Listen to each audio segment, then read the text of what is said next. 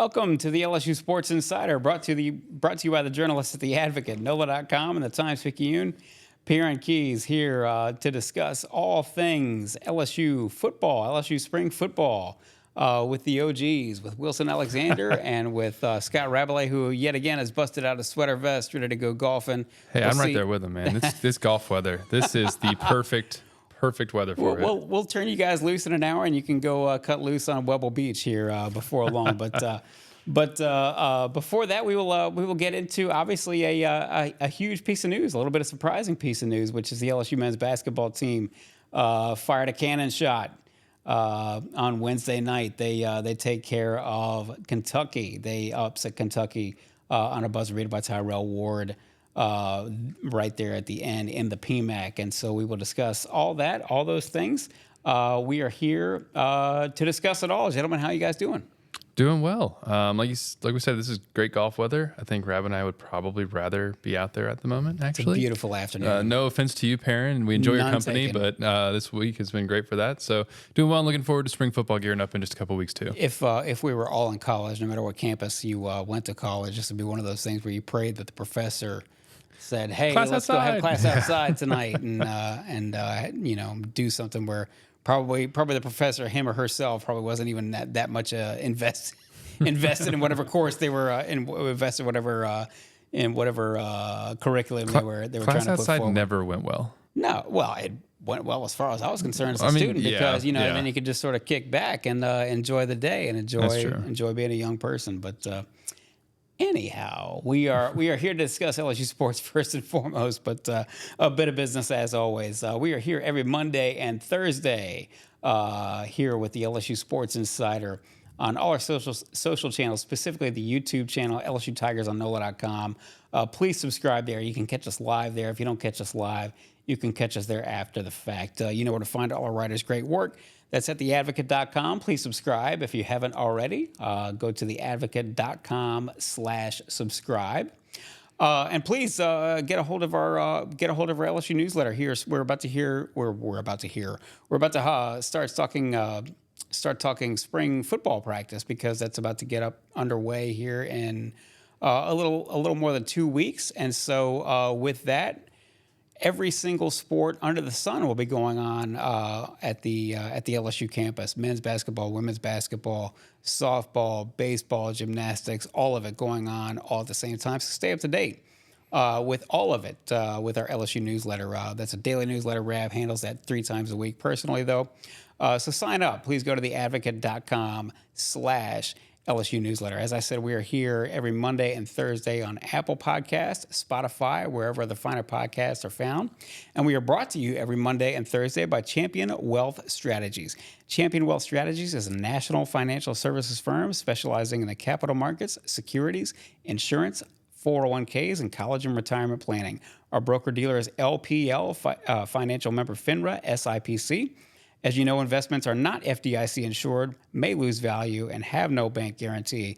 To learn more, go to championwealthstrategies.com and plan like a champion today. So, gentlemen, we were going to start originally when we sort of mapped out this podcast. We were going to start with a sort of a spring football preview, but the LSU men have sprinkled some news. The LSU news fairy has sprinkled some dust on us, and we need to address that first. It was an electric night in the PMAC, if I don't mind saying. LSU 75, Kentucky 74. The Tigers, of course, win via upset for the second time in a row over a top 25 team, this time at home. Rab, the LSU men certainly seem to they don't seem to be comfortable unless they're behind by double digits in the first half, and then they got to dig their way out. Just generally speaking, before we get deep into it, just your sort of 2 cents on where these guys have sort of sprung forth and made a name for themselves over the past 2 games.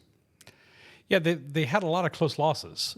Before these last 2 games. They had lost 7 of their previous 9, and 3 of those were by 4 points. 3 of them were, that's right, 1 or 2 possession games. Really close games, and even in the games where they lost kind of big, like Tennessee and Auburn, they fought back and made it respectable after getting way behind. And that's what they did these last two games. They were down 16 to South Carolina in the second half, came back to win by 1. They were down 15 in the first minute of the second half last night against Kentucky and came back to win by 1. Which says what? It says that maybe they're becoming more of a team. You know, we're here late in the season. They're finding a way to win instead of just being competitive. It's clearly a better team in Matt McMahon's second year in terms of talent. Not a Final Four roster. It's not UConn or anything like that. Not even an NCAA tournament roster. Probably. No, it's not. But it's a better team, and they're competitive, and they certainly don't give up. John Calipari said after the game last night, he said, I told my guys, Kentucky was up 11 at the half. He said, I told my players they're going to make a run. We have to counter their run. And then that's exactly what happened. After Kentucky got up 15, LSU stormed all the way back, and then it was a very close game, either side the rest of the way, a thrilling game. But, you could say LSU was lucky to win these last two games, but at the same time, winning teams make their own luck, and they maybe deserved some after all these close losses. So where are they right now? I think they're a team that you could say, I'm just about ready to say that they should make the NIT field. Yeah, the NCAA field would require them. They're one game under in conference run, play, so that would stand.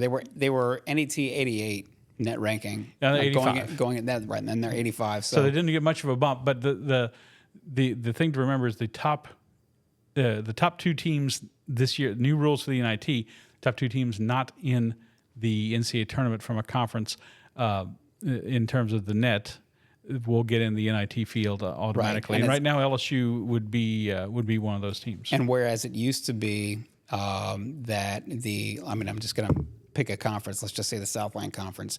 Said McNeese wins the regular season Southland Interesting Conference team to championship. pick. Yeah. Well, McNeese wins the regular season Southland Conference championship and then loses somewhere in the tournament. Well, in previous years, the NIT would automatically take the regular season champion from a conference like that. But that's not the case anymore. Correct. And so the NIT is a little bit more free to take, one of these power conference teams that are maybe finish 8th, 9th, 10th, 11th in the conference and just barely miss the cut. LSU certainly is my goodness, even if LSU were to win out, just to put this on the record, even if LSU were to win out throughout the regular season, which they're probably not going to do anyway, and make a decent run in the SEC tournament, just by virtue of the fact that they don't have any more quad wins that are attainable, quad 1 wins that are attainable, it's very, very, very, very unlikely that they would make the NCAA tournament. But it doesn't mean, first of all, it doesn't mean that they can't make the NIT. It also doesn't mean that Matt McMahon, again, as we said in the previous podcast when Sheldon Mickles was here, our LSU men's basketball beat writer, it doesn't mean that this is not a discernible sign of progress being made in Matt McMahon's second year. They went 2-16 in conference last season. And so, no, they don't have the guns necessarily to go against Alabama or, for that matter, Tennessee or some of these other, more established programs that have had coaches in place for a longer amount of time. But it doesn't mean that they aren't making progress as a program under Matt McMahon in his second year. Am I going too far in saying so? No, I think clearly. 2 conference wins last year. They have 6 so far at this point, and 5 games that they certainly have a chance to win. I agree with you. They're probably not going to win them all down the stretch, but they certainly have a chance to win and probably should win most of them. And then you go in the SEC tournament. If you can win a game or two, let's say reasonably they win 3 out of the last 5, and they split a couple of games in the tournament that puts them at 18 wins. I think that with the right net number, that'll give them in the NIT, and that would be progress. Then you got to build on that for next year. Right. You don't want to be in this position next year. Next year, you want to say, okay, make the NCAA tournament, LSU, and get back to there.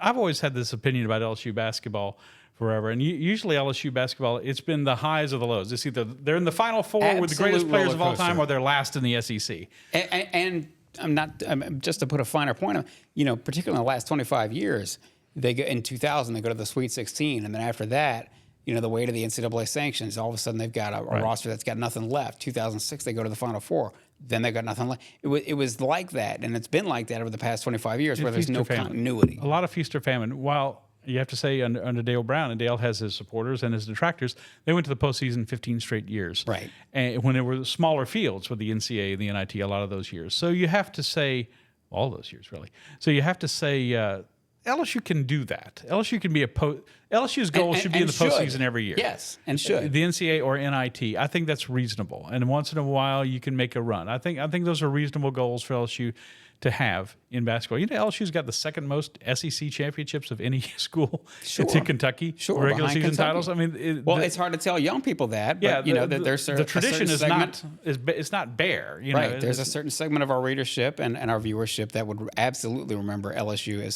sort of something of a mini powerhouse in men's basketball. So they can reasonably get back to that level again. I think that's a reasonable expectation. Not that they're foundering along in the bottom third of the conference, but again, this is a year to try to build, and they're showing those signs of progress, which you thought, well, when they lost to Nicholls State back in November, that wasn't going to be the case, but now it's starting to look like it could be the case. It could be they're at least a compelling team to watch down the stretch to see how far they can go. And they play hard. And, what do we love Definitely. to say in our business, right? What do we like to say? The mark of a good coach is that the team gets better and better as the year goes on. And that certainly seems to be the case with this team under Matt McMahon.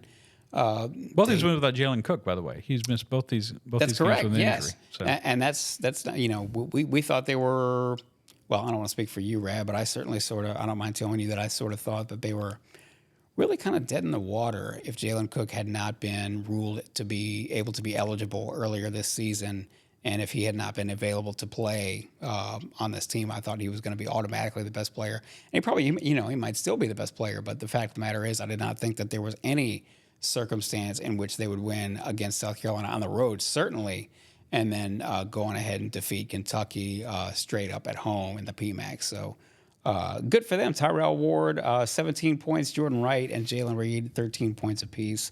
And they get it done. They erase a 15-point deficit. Again, they just they don't seem to be comfortable unless they're going to be back double digits going into the second half. So one of the best points was Tyrell Ward. He made the shot at one, and he ran towards the student section. And Angel Reese was one of the first people onto the court, and she grabbed him around the neck. And he had no idea who was that she had grabbed. He said it was a blur. Man, I don't remember anything.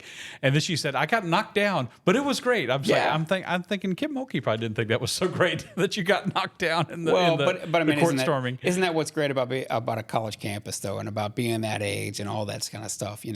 Angel Reese is an international celebrity, and yet she can still get caught up in being a 20-year-old. But I'm glad she college didn't get hurt. Kid. I use kid in quotations, and I'm sure quite certainly that Kim is happy that she didn't get bowled over in such a place like Caitlin Clark did earlier this season against Ohio State. So anyhow, we will leave it there. One more thing before we move on to spring football. Rab, just sort of what do you see from the LSU men's basketball team as they go down the road here down the stretch, and who they've got coming up?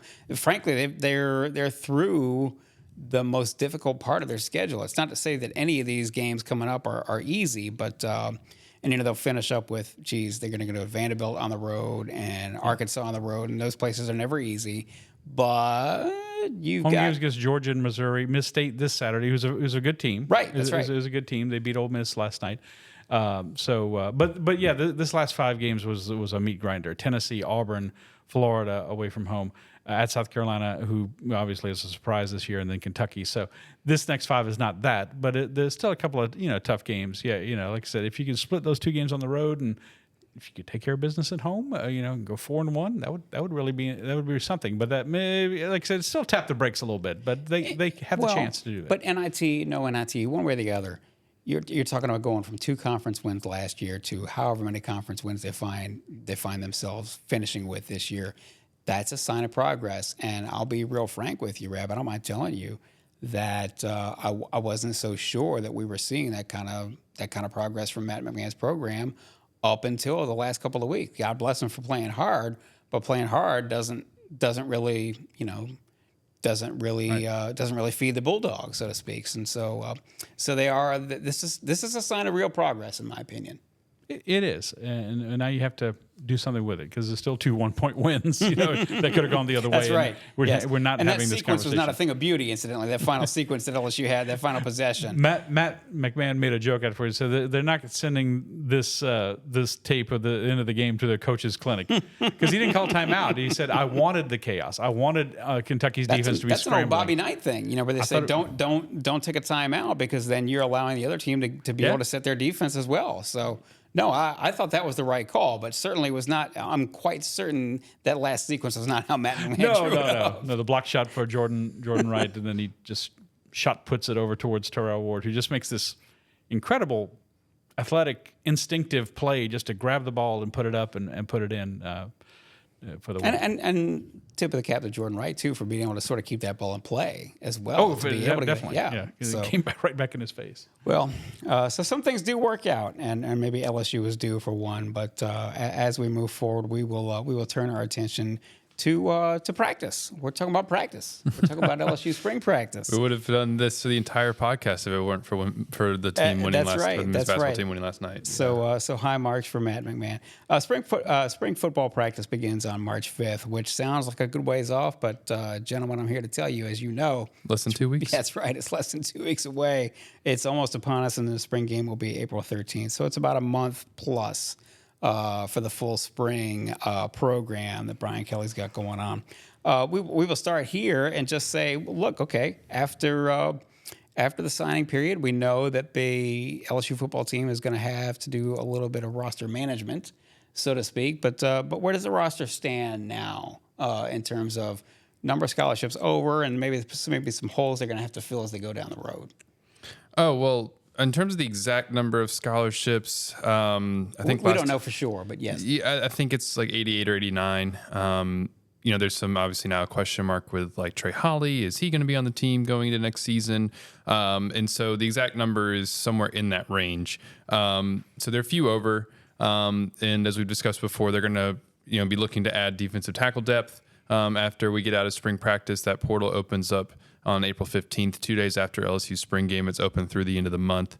In terms of other positions, now maybe, last time I think we talked about football here on the podcast, Rab sort of demanded that they go get a running back. And now that looks like something that is going to definitely be necessary coming out of the spring. LSU's going to go through spring practice with only 2 running backs with Kaleb Jackson and Josh Williams, which they actually did that same thing last year with Trey Holly and Noah Kane because everybody else was out. But it's not a ideal position to be in. They've got other guys walk-ons, but those are the Josh 2 scholarships. Last year? I'm sorry. He was injured during the spring. He was coming off some off-season procedures. Damn, I don't remember that at all. Yeah, and pardon your language, by the way. Excuse me. So anyway, probably looking at a running back in that portal window, somebody who can just provide some depth. And then it's defensive tackle, and where else they go is kind of probably dependent on how the spring unfolds. Yeah. So let's start there in terms of. So we're devoting today to the offense, right? I'm sorry. We're devoting today to the offense. Is that right? Sure. Okay. Yeah. So starting with that, we will discuss position battles to watch, and since you sort of already touched on that, Wilson, let's talk about the running back position. Kaleb Jackson obviously is sort of. Already a fan favorite, already kind of sort of the people's choice, but there's a little bit more to it than that. Just sort of run us through the running back room as we go into spring ball. Well, of course, the major development within the last few weeks was Trey Holly getting arrested and now indefinitely suspended. And so with his status, certainly unknown going into in the spring, and then months down the road, we'll see where the legal process is at that point, because that'll have a large determination in whether or not he's back on the team. Trey, of course, has maintained that he is completely innocent in this shooting case over in Union Parish. LSU, if you take him out of the equation at the moment, LSU's got 3 running backs: right. Josh Williams, Kaleb Jackson, and incoming freshman Caden Durham. That is not a lot to get through the season with. And maybe Caden's not coming till the summer, right? Yeah, he's not an early enrollee. And so, Kaleb looks like the one who is probably, you hope will make a really big leap going into year 2 with the opportunity for more touches, be able to take advantage of those things. And in those other parts of his game that needed to continue to get fine-tuned, like pass pro in particular, and, catching the ball out of the backfield as well, that will continue to come along here in the spring and going into the summer. So he looks like someone who, we saw it in flashes last year, could be your RB1 and maybe be one of the better running backs in the SEC. But they like Josh Williams quite a lot because he's so trustworthy. And so I would expect Josh, if you had a depth chart kind of going into spring ball, not what it's going to look like in the against USC, but going into spring ball, I would think it's Josh and then, Kaleb Jackson and then right. Caden Durham penciled in for when he shows up. Right.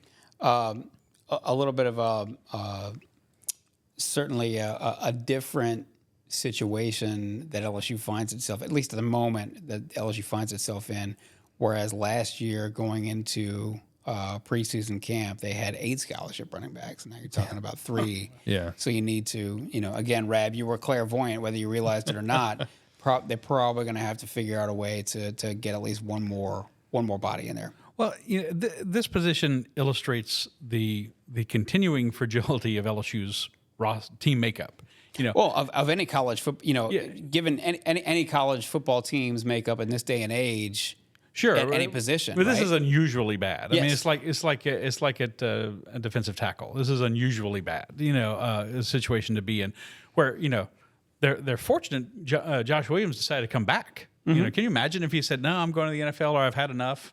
Yeah, and he's maximizing it out completely. This is his 6th year. Right. I mean, so that's a huge break for LSU. So obviously you have to have more numbers. You're going to have 3 guys. You can't count on Trey Holly right now. Maybe he can come back, maybe not. But you have to plan on him not coming back. So you have to go get another running back just to have numbers, because you have to anticipate injury situations. I mean, LSU never gets through the season without a couple of running backs getting banged up. So like just about any. Nor team. does any team. Yeah. Yeah. So this is something that's got to move forward. I agree with him. Josh Williams is he's like a Swiss Army knife. He can run the ball between the tackles, and he can catch the ball. He can pass block. He can do all those things.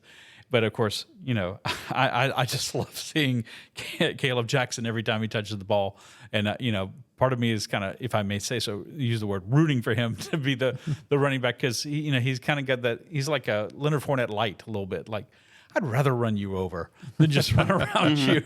And so it's fun to watch, but they got to get better in this group and just get more numbers, because it's one of those things that could lead to your downfall if you don't. And what's interesting about it too is that, as I think maybe we'll get into schematically with the offense this year, you're probably expecting more out of your running back position than you were the last few years. Your yards on the ground are you're not gonna get over 1,000 yards rushing from Garrett Nussmeier.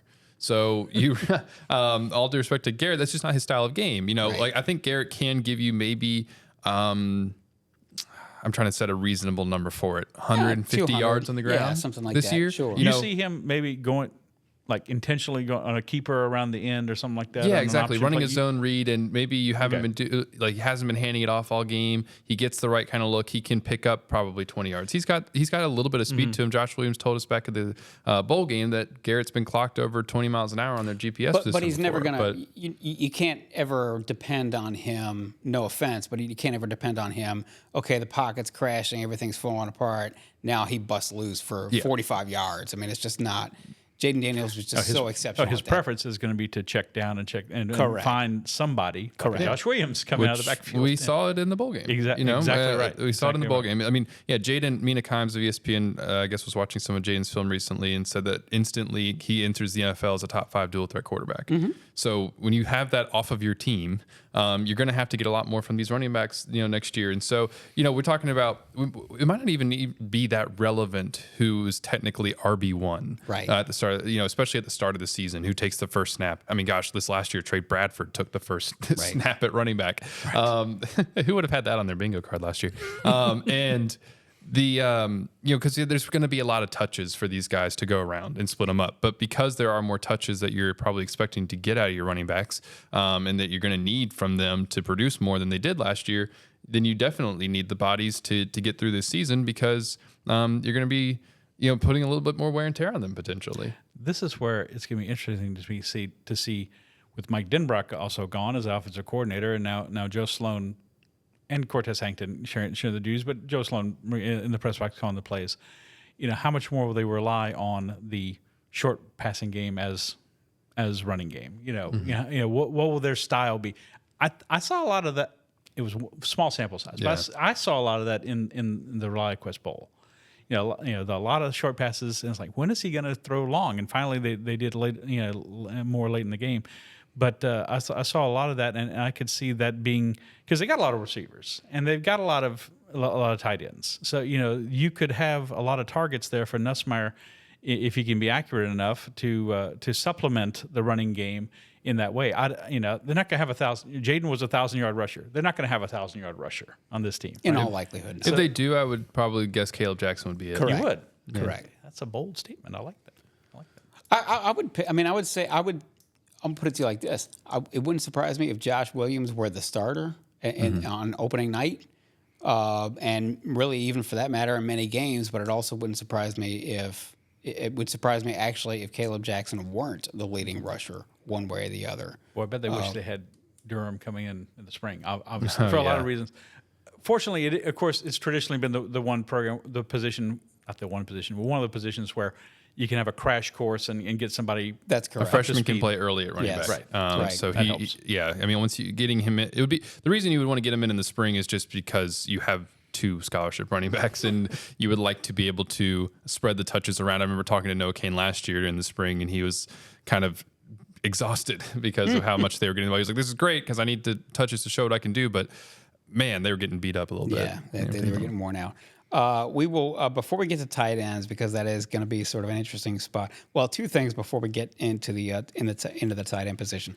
Let's talk about what we expect from, or what we think we might, what we think we should probably expect from Joe Sloan and Cortez Hankton as play callers, as sort of orchestrators of the offense. This is their first chance to really be able to show what they've got as co-coordinators. Just how much can we really discern from spring practice, and what do we expect to see in spring practice? Last year, in the middle of the spring, it became very apparent that LSU was trying to stretch the passing game vertically. Obviously, there was talk about it during the season, but there was more tangible ways that was happening. You could start to see that in conversations with players, and I remember in a press conference with Mike Dimbrock, and also just kind of being able to see some of what was going on. You could tell that was a main focus of spring practice, and it ended up playing out over the season. At that point, that was Jaden. That was the one missing thing from Jaden Daniels' game. Exactly.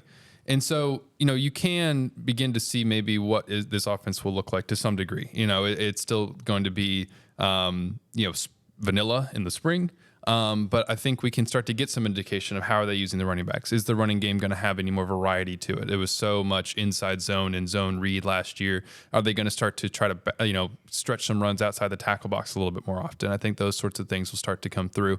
And I think that's one of the things I expect to see, or maybe think I will see from Sloan and as the primary play caller, is that this playbook is still probably going to be kind of what it has been the last few years. It's under Brian Kelly. It's not. I don't expect like wholesale changes like we going from 2018 LSU to 2019 LSU with Joe Brady and the RPOs and all that sort of thing, where it's like such a significant change. I expect it to be more subtle, but also because of the who's looking at the playbook is different, and who the personnel is different. Like we've already talked about, without Jaden here, the running game is going to be something to keep an eye on all offseason. What is that? What are they able to get out of that, and how are they able to produce in the run game? How are they able to use the tight ends in the intermediate and short passing game as more of an outlet? I think that we can start to see some of those things here in the spring and start to get a sense of Garrett's handle of the offense as well. So we talked about obviously we talked about the running backs. We talked about how the offense may look different. One of the things that we suspect, we don't know for sure just yet, but we know that Brian Kelly offense likes to be able to utilize the tight end as much as it can within the confines of the personnel it has. We know about Mason Taylor, sort of a known entity. Where can LSU sort of expand on offense using the personnel that it will have coming in addition to Mason Taylor, in addition to what they already had on the roster to begin with, and maybe can just sort of develop a little bit more? Well, they certainly can. This is an intriguing spring for these tight ends and into the summer, because like Trey'Dez Green isn't an early enrollee. But you've got Mason Taylor, like we said, coming back. You use that word known commodity, and he is in some ways because of what he did as a freshman. But he had he was so overshadowed in the offense by Malik Neighbors and Brian Thomas and even Kyron Lacey to a degree that he kind of disappeared in some ways his sophomore year. So this is a reemerged in the bowl game. Yeah, exactly. Yeah. We start to see these changes on offense, Yeah. and that's what leads me to think that we'll see maybe more out of the tight ends, and especially as an outlet, because he had 88 yards. That was a season high. I think he had 7 catches, I'm which looking was it a up right season high now. as I'm well. trying It was to get either to it, yeah. It was 7, 8, or 9. One of those 3, excuse me. But the 7 catches, thank 88 you. yards. All right, I'm sorry. I had it right the first time. And Encyclopedic knowledge. and we know that LSU likes 12 personnel, but just didn't ever use it last year really that much because it wasn't necessary. You had these fantastic receivers, and what you have with Jaden, it wasn't really a big element of the offense. So, LSU's also still going to have Connor Gilbreth, who's kind of a run blocking tight end. And then, there will be Mac Markway is kind of another run blocking tight end. We'll see how he develops as a pass catcher. But the two that make it really intriguing, I think, to watch are going to be Kamorian Pimpton and Trey'Dez Green, because those guys are potential mismatches. Kamorian Pimpton, we watched him in the preseason last year and just said, "Wow, look at what he can do." I thought he was going to contribute. Yeah. But then it was one of those things where it's like, once you actually get into he dominating in 7-on-7, but once you actually get into a football game, there's some differences and there's some things he needed to learn. But just look at him, his physical size, and Trey'Dez Green is what, 6'7"? 6'7" around there. Yeah. Yeah. I mean, these are guys who can give me a little curl route, put the linebacker or the safety on your back, and try to get around him before he can catch the ball. Right here. If Garrett can put the ball right there, then you've got a 7 or 8 yard gain. You're moving the chains. That's what I think. I could be totally wrong. That's what I think we're going to see a lot of from this offense this year. And these guys have to. It can't just be Mason Taylor. You got to have 2 or 3 guys catch the ball. And if you go 5 wide, there's going to be some tight ends in those 5 wide. For sure. And especially and something else I would love to see would be Trey'Dez Green up the seams, because he ran so much. He was played more as a wide receiver his senior year at Zachary than he was as an inline tight end. Trey'Dez Green is an athlete playing tight end if ever there was one. Yeah. I'm sorry to interrupt, but yes, absolutely. As we discussed in previous podcasts, basketball player first and then football player, and he's going to be, again, excuse the expression, but he's probably going to be hell on wheels. Yeah, he can run. He's got an incredible catch radius, and so seeing him in some ways that kind of give him space to work, routes like that, I think will be fascinating. There could be a lot of potential there as a freshman for him. And then Pimpton, if he can continue to develop those other parts of his game, because that was something Mike Denbrock, when we got to talk to him a few times last year, kind of hinted at, was that he needed to keep developing, but there was so much potential in there. I remember before Pimpton ever even got on campus, and we asked him about Pimpton got on campus, and we asked Mike Denbrock about him. He was saying along the lines of he just couldn't wait to start coaching him. And that maybe it was Brian Kelly or maybe it was Mike Denbrock. One of the two were saying they had never really seen a tight end with Pimpton's catch radius before. And so now that he is a year in the program, what can he start to do is one of those other things to keep an eye on this spring and into the rest of the offseason, because it could be an element of LSU's offense that could end up helping make it really productive and increase the ceiling on what's possible. And that's a mouthful too, coming from Brian Kelly and Mike Denbrock, who have had several first round tight ends or several NFL caliber tight ends.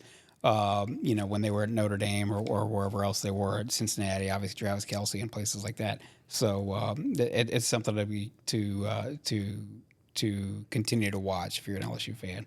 Don't you love hearing parents Wilson say things like catch radius and stuff like that? Well, of course, yeah. we got former people, high school quarterback. We He got knows what he's people on talking this. about. Oh, God. We got people on this staff. Wilson really knows football, and Cookie Riley really knows baseball, and Sheldon and Reed really know basketball, and We're professionals. We're just going to spend the rest of the podcast giving each other pats on the back. and I'm That's right. I'm like the warm up comedian, before the main act. That's that's what what I do. Look, hey, this is why everybody has come to the Advocate for years and years and years. We're known as the #1 destination for all things LSU football and LSU sports, for that matter. LSU baseball, men's basketball, gymnastics, softball, everything else under the sun. So if you would, please subscribe to The Advocate. Go to theadvocate.com/subscribe. And stay up to date with all these sports, which are all going to be getting underway. We'll have every sport going on underneath the sun, if you count spring football, here in a short minute. So the LSU newsletter is the best way to stay up to date on all those things. You get it delivered straight to your inbox, to your desktop, to your phone. It's a daily newsletter, but Rab personally handles that 3 times a week. So please support your local journalists. Go to theadvocate.com/LSU newsletter and sign up for the LSU newsletter and get that delivered to you daily. We are here every Monday and Thursday on the LSU Sports Insider on all our social channels, specifically the YouTube channel, LSU Tigers on NOLA.com. So please subscribe to that YouTube channel. You can catch us there live. If you don't catch us there live, you can catch us there after the fact. And of course, we are also, if you don't catch us there, we are also on Apple Podcasts, Spotify, wherever other finer podcasts are found. And of course, we are brought to you every Monday and Thursday by Champion Wealth Strategies. To learn more, go to championwealthstrategies.com and plan like a champion today. One thing we have not, we have not gotten all the way into, certainly, we've not touched on the offensive line, which is going to be largely intact. But also, let's start with Garrett Nussmeier. Hey, look, all eyes on Nuss, right? Everybody's going to be aboard the Nuss bus. They certainly, if you're an LSU football fan, you feel great about what he showed you there in the closing minutes of the ReliaQuest Bowl against the Badgers.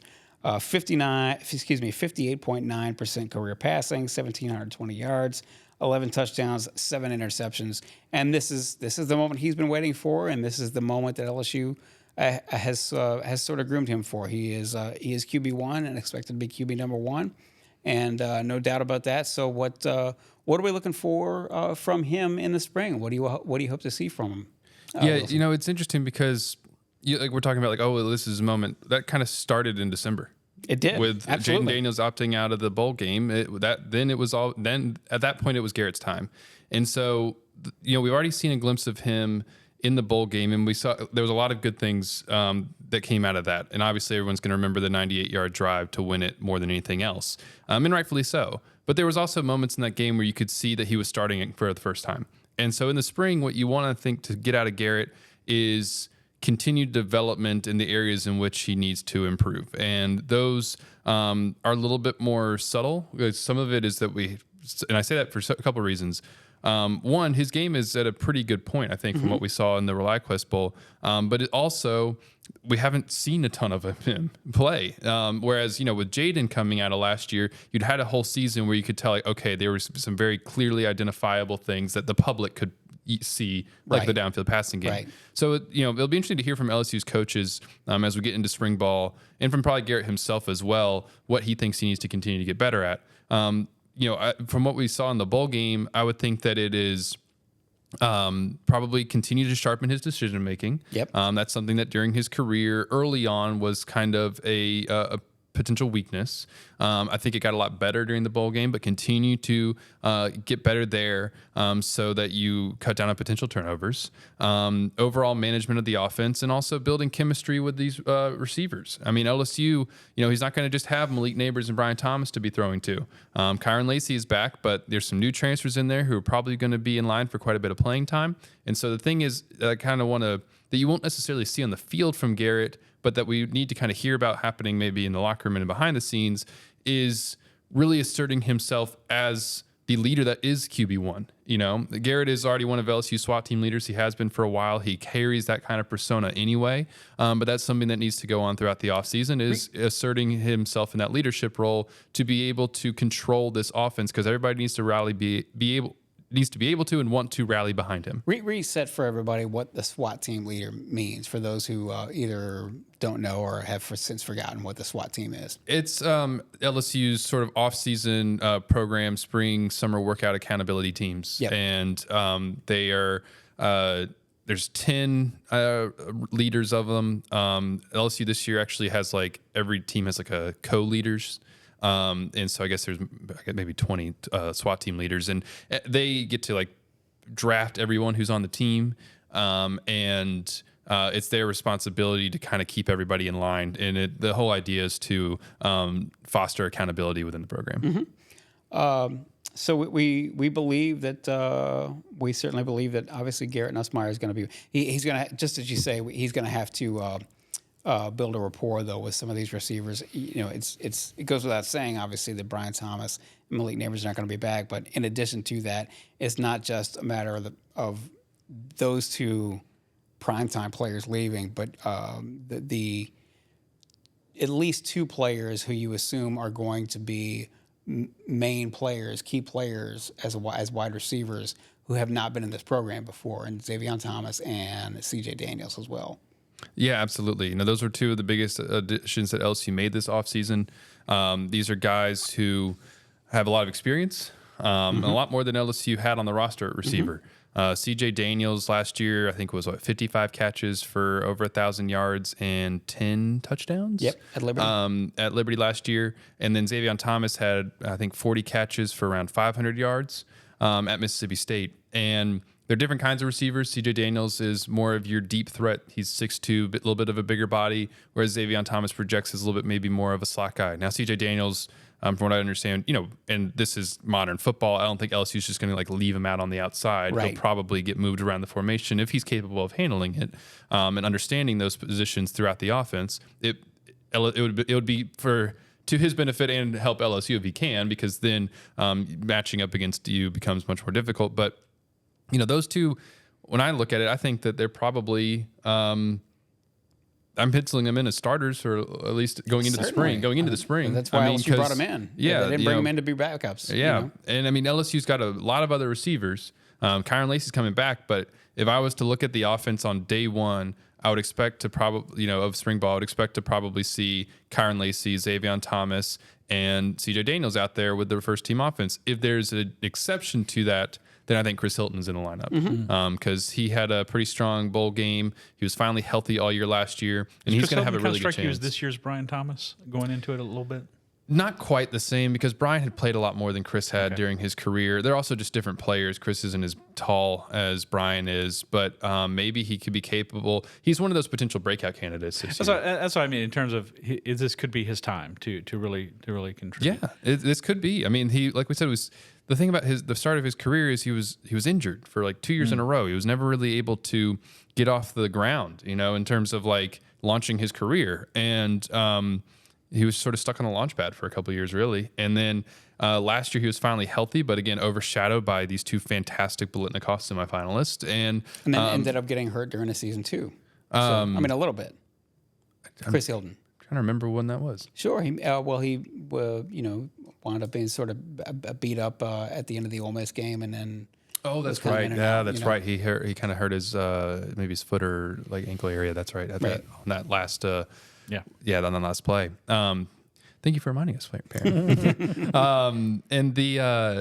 But he obviously was able to come back and kind of have at least a somewhat full season. He had his moments, and to be able to assert himself as maybe put himself in that mix for more playing time this year. So he could be a breakout candidate for sure. If you had to guess right now, you think CJ Daniels will wind up being their leading receiver? Ooh. Oh, if I had to guess at the exact moment, I mean, I would say yes at this moment because he had an 1,000-yard season last year. Yeah. He's done it before. So, if you're basing it off of past production to try to predict future results, then, I would say yes. But it's going to be tough because I would want you to ask me that again in preseason camp once we've seen him and everybody else practice a little bit more. So write that down. Let's come back to that in preseason camp when we maybe make some of those predictions, because, Kyron Lacey had a really strong second half of the season, and he'd be another candidate for that. And LSU's got some other receivers who got to go out and prove themselves, Going back to Nussmeier, I've asked this of other media colleagues, longer term people. No knock on Wilson. You haven't been here for six years. I said, I asked somebody else, do you feel as good about LSU at quarterback with Garrett Nussmeier going into the next season as you did about LSU in 2007 going into the season with Matt Flynn replacing Jamarcus Russell? And I did not. But the ReliaQuest Bowl changed my mind a little bit. He got through for 395 yards against a solid, not a great team by any means, but a solid defensive team, a top 20, top 25 defensive team. And he led them on a 98-yard drive at the end of the game against said defense. And that was pretty impressive. That was pretty impressive. So I think I feel a little bit better about it because I'm reminded of that situation. Jamarcus, of course, was not the Heisman winner, but he was the number one draft pick overall. And then Flynn had bided his time, waited for his turn to play, and then, of course, led them to a national championship. And I'm not putting that pressure on Garrett Nussmeier, but he's got the skills. He's got a similar talent level to me. And can he be that guy? Can he be that leader? As it's not just about throwing the ball and checking to the right place. It's about leading the team. That's, to me, has always been one of Joe Burrow's greatest attributes. Come on, you SOBs, let's go win some games. And they followed him, and just never being beaten in terms of up here. Never being beaten in terms Joe Burrow was never going to take an unwise gamble on a throw that shouldn't have been made or something like that. He always made the right decision, or overwhelmingly made the right decisions more often. Garrett's got a lot of faith in that arm now. Yeah, he does. He does. Well, that's what I didn't mention when you asked me like what he needs to get out of his spring. Like I didn't really mention anything about arm talent because it's He's all got there. that in He's spades. got all the tools. Yes. It's just a matter of kind of putting all those pieces together to continue to get better. Right, that's right. One thing before we wrap up, we ought to discuss the offensive line. Rab, I will put this to you since you've obviously been watching LSU football since 1831. Leather helmet days. Yes, I that's know. correct. I know. No, it's listen. How much of a luxury is it to have 4 of your 5 presumed returning starters back on the offensive line? I'll grant you, center is a big. That's an important position, a position of responsibility. But how big is it to be able to have, in all likelihood, 4 of your 5 returning offensive linemen back, in addition to sort of reinforcements that are coming in this recruiting class? Yeah, I mean they've obviously made offensive line a huge priority. This is Brian Kelly. Brian Kelly is no fool when He's it comes a line to of scrimmage coach. He's Yes. a line of scrimmage coach, and like they as I said, they got a big problem at defensive tackle that they have to solve. But if they can solve it, this goes a long way to making you a playoff team. As I've said before, this is the pass-fail grade. You're in the playoff. 12 teams now. That's right. It's 12 teams. You got to be in that group, or people are not going to think you had a good season. Your fans are not going to be happy. So this goes a long way to helping you get there. I don't think LSU's there yet, but this goes a long way to helping you get there. Is being very solid and deep and talented on the offensive line. It was just a couple of years ago, his first year, where you got starting freshman tackles. That's right. They're really this is really a difficult situation, and now Campbell and Jones are veterans, and you have other veterans on the line with Miles Frazier and Dellinger, and you have depth, and they're recruiting more depth. It's it's not the sexiest part of college football, But it's an absolute must. Absolute must, and I think LSU's in a great trend, a great place with that situation on the offensive line. This team's, to me, Wilson, you've given it thought about it this kind of way with the tight ends we're talking about in the offensive line. This seems like this is the kind of team Brian Kelly wants to have, the kind of offense he wants to be Potentially, in terms of like you're talking about where your strengths are and that kind of thing, it does kind of line up with his history. Having productive and strong offensive lines and being able to use your tight ends in the passing game and having that be a strength of the offense. Yeah, we saw that throughout his Notre Dame days, and it's something that LSU has kind of been getting to the last few years. And I think part of the reason that he came to LSU was he's always had that as a part of his team, but now when you come to LSU, you have that wide receiver talent that is often so readily available, and that kind of helps round out the offense and expand it. And I think that is what they've been trying to. Obviously, they had it last year. I mean, gosh, we're talking about what they want to get to. Last year, they had the number 1 offense in the country. So it's not like they're trying to really get to anything else. But in terms of sort of ideology, they've been trying to build up on the offensive line over the last few years, and they've gotten there. Last year was a Joe Moore Award finalist, and bringing so many guys back that it is an obvious strength of this group and something that they can rely on. We're talking about, and we've sort of touched on it, but haven't gotten into it. In the spring, on the offensive side, you've got position battles at wide receiver. Mm-hmm. You've got sort of a situation at running back. Yeah. I don't know if it's necessarily position battle, but like certainly something to keep an eye on. And you've got a brand new quarterback, and you've got new offensive sort of minds in charge. But when you look at the offensive line, that you have something you can lean on. And that is, when you talk about luxury, that is luxury. The only thing that's getting changed out is DJ Chester will be your presumptive center after Charles Turner moved on to the NFL. And Charles Turner did a good job the last 2 years. And we'll see exactly what DJ can do. That's something else to keep an eye on in spring practice, just to see. Got to play. He came in the Missouri game and really stabilized clutch. things when he came in and replaced Marlon Martinez. And so, I don't think the level of concern is that high replacing Charles Turner and bringing in DJ Chester, but he is going to be a first-time starter. Right. The one, you're absolutely right. They were the number 1 offense in the country last year, so it's like you're just trying to sustain. You're not trying to improve on anything.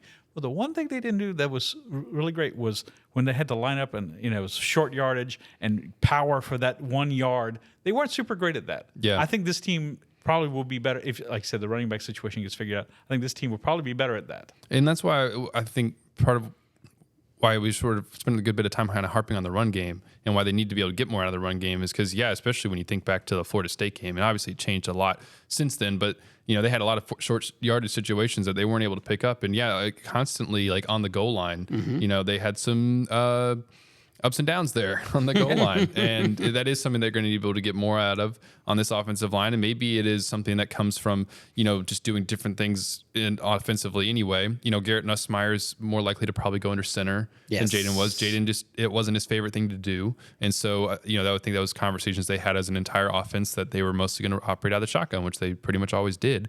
I think that we'll maybe see a little bit more of that power run game in some degrees. And it's going to be just really interesting in the spring to learn about and maybe get to see, depending on how much LSU opens up practice, what that starts to look like. And what are you going to need? What are you going to need if you're in a playoff game and you're up by 5 with 4 minutes left to play?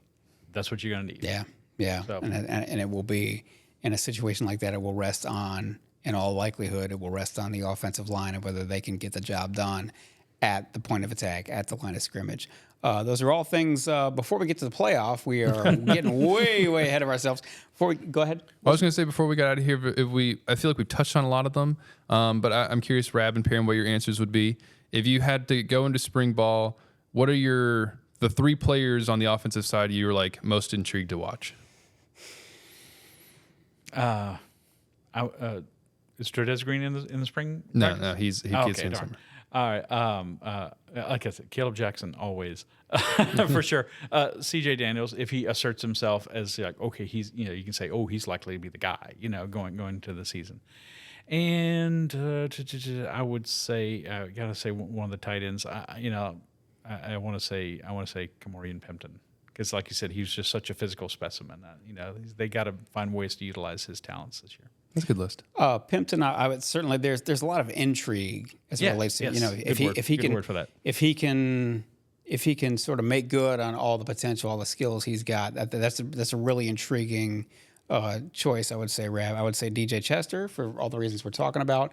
If he comes in and solidify, if he can handle that center position, handle all the calls and all the checks, all this stuff, then the offensive line is presumably good as gold, and now you've got a reason to believe that you have given not only the skill players but Garrett Nussmeier himself, every opportunity to be able to succeed. Kaleb Jackson, of course, is the highlight reel waiting to happen. Brian Kelly, that would be another choice of mine. Brian Kelly, of course, has said over and over again about how look, he is young in the game of football, and so has a lot to learn there. But if he, listen, man. Everybody has seen his sort of highlight reel. When everybody, if and when he puts it together, it's something to behold. Josh Williams is a known commodity. I guess I just sort of love what everything Josh Williams stands for. He's given you he's going to give you everything he's got. He's as dependable can be. But I do agree with you in the sense that CJ Daniels, I think, is really, really interesting.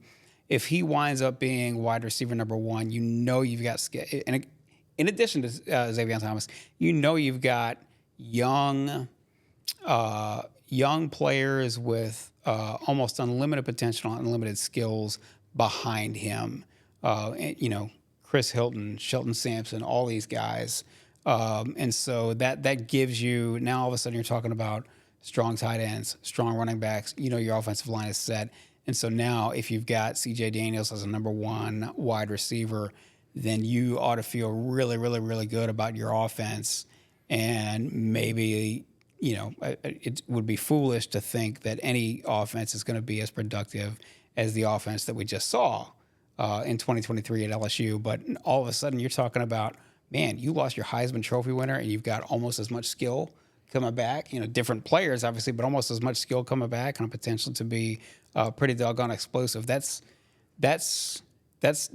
something to watch. That's something to behold. And of course, we'll get into the defense in a different podcast. But if the defense can just get from really, really, really below average to just close to average, now you're talking about a complete program. So I think I'll just add a couple names to that. Just further down the depth chart, maybe at least going into the spring, who I think I'm interested to watch.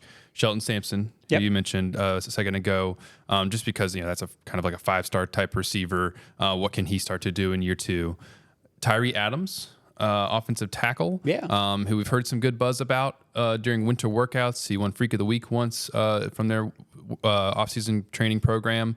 And especially after Lance Hurd left, who's your sort of top backup tackle in case, you need someone to come in? I'm interested to see how he is developed. Not a guy who played a lot last year.